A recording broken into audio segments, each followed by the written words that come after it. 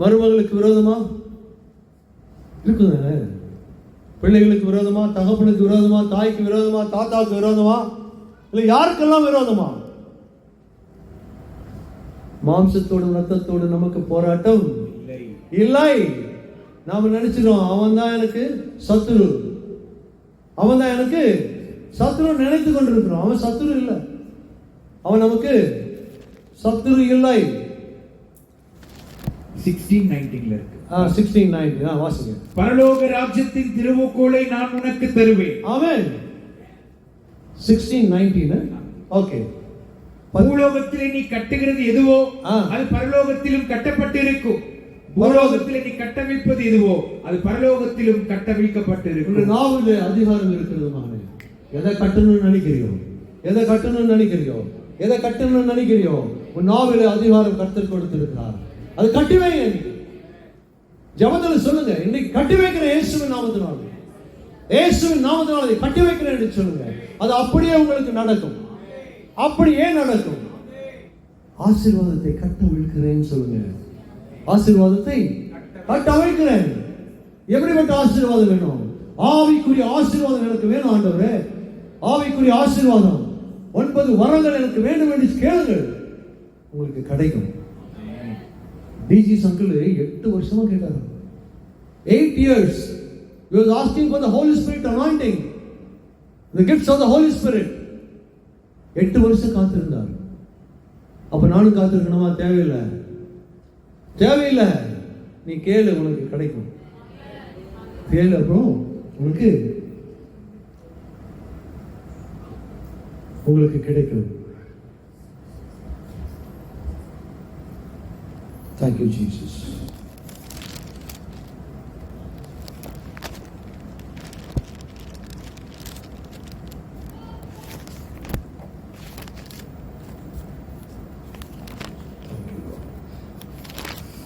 Iowan, 1 John எடுத்துக்கொள்ளுங்க. 1 Iowan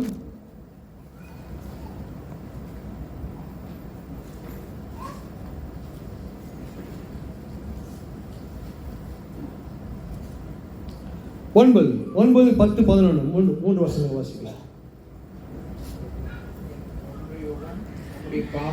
2:9 1 John 2nd chapter 9 to 11. ஒளியிலே இருக்கிறேன் என்று சொல்லியும் தன் சகோதரனை பகைக்கிறவன் இதுவரைக்கும் இருளிலே இருக்கிறான். சரி, இப்போ இருளில் இருந்தா பிசாசு, ஒளியில இருந்தா தேவன் என்று சொல்லி முதல்ல பார்த்தோம். சரியா? இங்க இந்த வசனம் என்ன சொல்லுது? ஒளியிலே இருக்கிறேன். நான் வந்து எங்க இருக்கிறேன்? நான் ஒளியில இருக்கிறேன்னு சொல்றேன்ல, நீங்களாம் சொன்னீங்க நான் ஒளியில தான் இருக்கிறேன் அப்படின்னு சொல்றீங்க. ஆனா அந்த வசனம் என்ன சொல்லுது? ஒளியில இருக்கிறேன் என்று சொல்லியும் தன் சகோதரனை பகைக்கிறவன் இதுவரைக்கும் இருளிலே இருக்கிறான். பாருங்க, சகோதரனை பகைக்கிறவன் மனுஷ கொலை பாதகன் என்று சில வேதத்தில் வாசிக்கிறோம். You are a murderer. இப்ப சகோதரனுக்கு தானே சொல்லி இருக்கு, சகோதரிக்கு இல்லையா? சகோதரனுக்கு தான், சகோதரிக்கு தான். அப்போ அவனை பகைச்சா, ஒரு சகோதரனை, உன் சகோதரியை நீ பகைத்தாயானால் நீ இதுவரைக்கும் எங்க இருக்கிற? இருளிலே இருக்கிறாய். உனக்கு எப்படி விடுதலை கிடைக்கும்? விடுதலை வேண்டுமா? ஒளிக்கு வந்துடலாம். இருளில இருந்து ஒளிக்கு வந்துடலாம். உங்களுக்கு விடுதலை உண்டு. இப்பதான் சொன்னேன், மாம்சத்தோடு ரத்தத்தோடு நமக்கு போராட்டம் இல்லை. Egg and ego is not useful unless and until it is broken. முட்டை உடைச்சாதான் ஆம்லெட் போட முடியும். ஈகோ உடைச்சாதான் அது வாழ்க்கைக்கு நல்லது. கணவன் மனைவிக்குள்ள ஈகோ, அப்பா பிள்ளைக்குள்ள ஈகோ. ஒரே வீட்டில் இருக்கிறாங்க, ஆனா 2 பேரும் பேசிக்கிறது இல்லை 10 வருஷமா. அப்படியெல்லாம் இருக்கிறாங்க. யாரு? தேவனை தேவன் என்று சொல்லுகிறவர்கள். அடுத்து 16 தன் சகோதரனிடத்தில் அன்பு கூறுகிறவன் ஒளியிலே நிலை கொண்டிருக்கிறான், அவனிடத்தில் இடரல் இடரலே இருக்காதா? உங்களுக்கு இடரலே இருக்கு. அது முடியுமா பிரதர்? என் சகோதரனை பார்த்தாலே எனக்கு, சகோதரி பார்த்தாலே எனக்கு பிடிக்கல. இது எந்த சகோதரன் சொல்லியிருக்குன்னு உங்களுக்கு தெரியுமா? உங்க சொந்த சகோதரன் நினைச்சிட்டு இருக்கிறீங்களா? இது எந்த சகோதரன்? எந்த சகோதரன்? எல்லாமே சகோதரன் தான், எல்லாமே சகோதரி தான். ஒருத்தனை பார்த்தாலே பிடிக்கல. By sight I hate him, you say. பார்த்தாலே பிடிக்கல. இப்படி இருக்கு தானே? இருக்குதா இல்லையா? நீங்களும் ரொம்ப நல்லவங்க போல் இருக்கு. ஒரு நான் தான் சரியில்லை போல. தன் சகோதரனை பகைக்கிறவன் இருளிலே இருந்து இருளிலே நடக்க, இருளானது அவன் கண்களை குருடாக்கினதுபடியால் தான் போகும் இடம் இன்னதென்று அறியாதிருக்கிறான். எங்க போறானே தெரியாது, எங்க போறானே தெரியாது.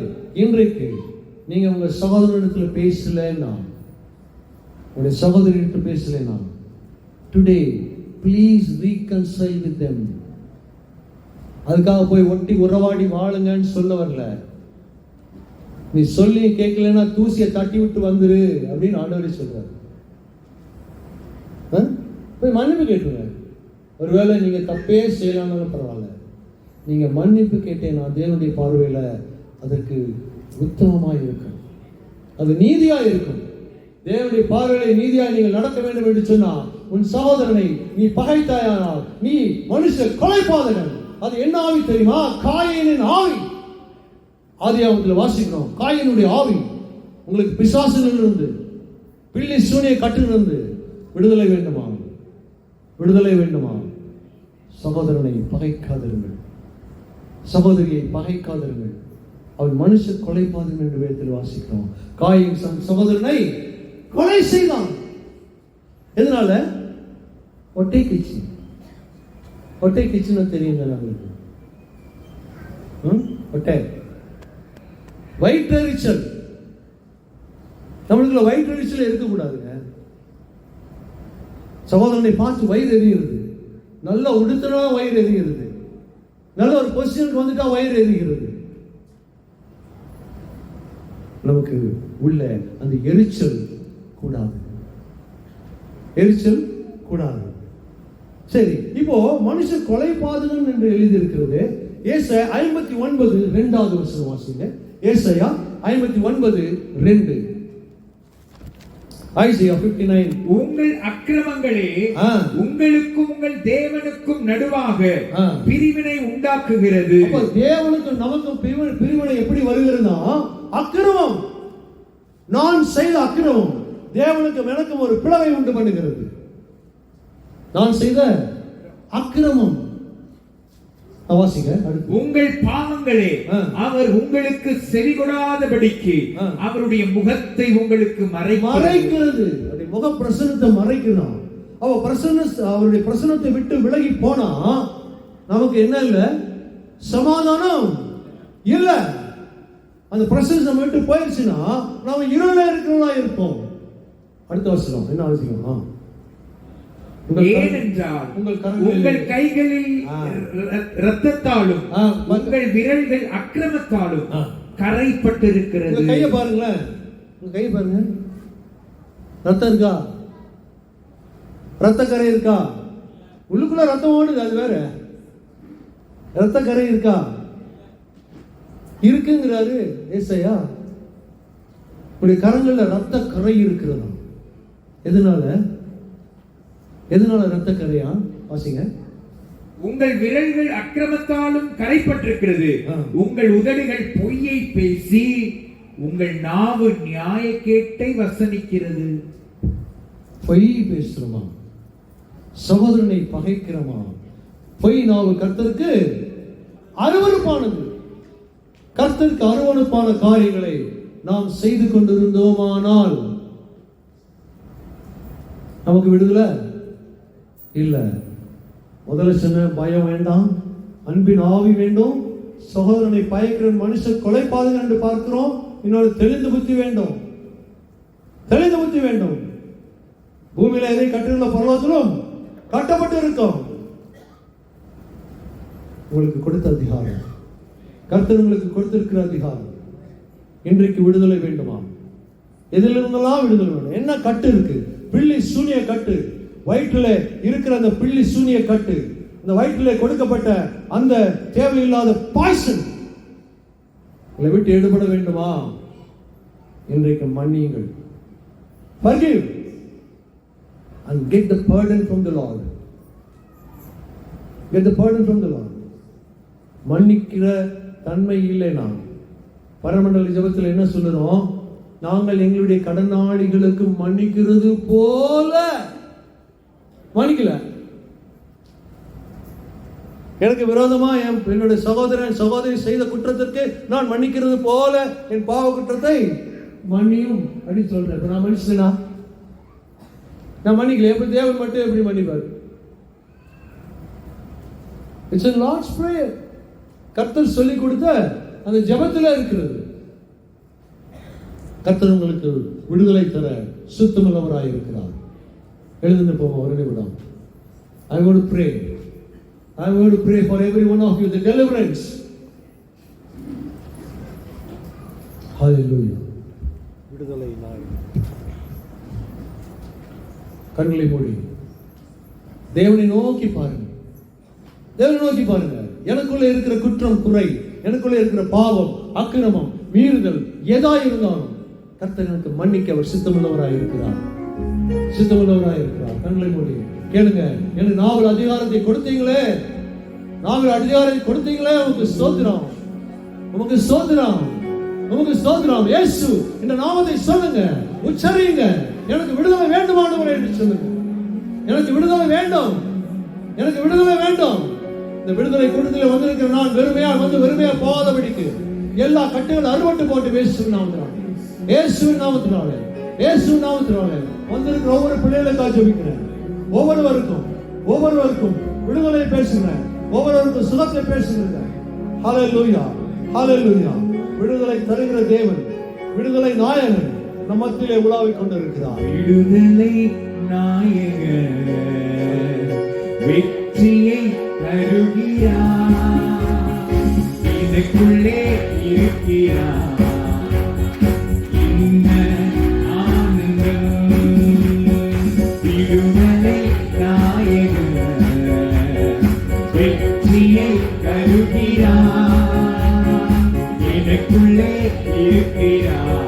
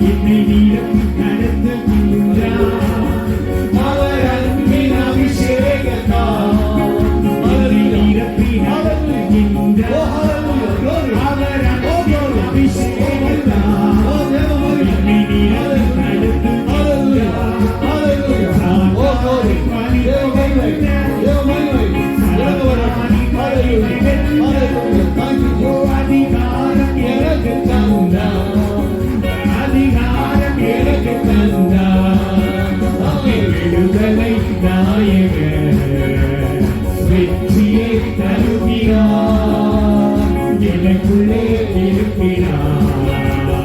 என்ன ஆனந்தம். நாயகர் வெற்றியை தருகிறார். எனக்குள்ளே இருக்கிறார். என்ன ஆனந்தம். செங்கடலை கடந்து செல்வேன். சிங்கங்களை கடந்து செல்வேன். செங்கடலை கடந்து செல்வேன். யோர்தானை இடித்து நடப்பேன். எரிகோவை சுற்றி வருவேன். எரிகோவை சுற்றி வருவேன். எக்காலம் ஊதி ஜெயிப்பேன். எக்காலம் ஊதி ஜெயிப்பேன். விடுதலை நாயகர் வெற்றியை தருகிறார். எனக்குள்ளே இருக்கிறார். என்ன ஆனந்தம். நாயகர் எனக்குள்ளே எனக்குள்ளே இருக்கிறார். என்ன ஆனந்தம். அவர் அன்பின் அபிஷேகத்தால் இந்த நரம்பை நடத்துகின்றார். அவர் அன்பின் அபிஷேகத்தால் நடத்துகின்றார். சாத்தானின் வலிமை வெல்ல, சாத்தானின் வலிமை வெல்ல அதிகாரம் எனக்கு தந்தார். அதிகாரம் எனக்கு தந்தார். அவர் அன்பின் அபிஷேகத்தால் என்னை நிரப்பி நடத்துகின்றார். அவர் அன்பின் அபிஷேகத்தால் என்னை நிரப்பி நடத்துகின்றார். சாத்தானின் வலிமை வெல்ல, சாத்தானின் வலிமை வெல்ல அதிகாரம் எனக்கு தந்தார். அதிகாரம் எனக்கு தந்தார். விடுதலை நாயகர் வெற்றியை தருகிறார். எனக்குள்ளே இருக்கிறார். என்ன ஆனந்தம். அவர்கள் ஒரே உட்கார்ந்து. Please be seated. அப்போ கர்த்தர் சாத்தானின் வல்லமை எதிர்க்க நமக்கு அதிகாரம் கொடுத்திருக்கிறார். நமக்குள்ள அதிகாரம் இருக்கிறது. அதை நீங்கள் அறியாமல் இருக்கிறீர்கள். யானையினுடைய பலம் யானைக்கு தெரியாதான். அதனால உங்களுடைய பலனை நீங்கள் அழிந்து கொள்ளுங்கள். பரிசுத்த ஆவியானவருடைய பலன் உங்களுக்குள்ளே வரும் பொழுது நீங்கள் என்ன மூலப்படுவீர்கள். கர்த்தருக்கு காத்திருக்கிறவர்கள் புது பலன் அடைவார்கள். கடலை போல சட்டையில் எடுத்து வருவார்கள். கர்த்தர் கொடுத்த அதிகாரத்தை பயன்படுத்துங்கள். கர்த்தர் அதிகாரம் கொடுத்திருக்கிறாருன்னு சொன்னேன். அந்த வார்த்தையை சொல்லி சொல்லி சாத்தானை மேற்கொள்ள கர்த்தர் உங்களுக்கு கிருபை செய்வாராக. ஆமென்.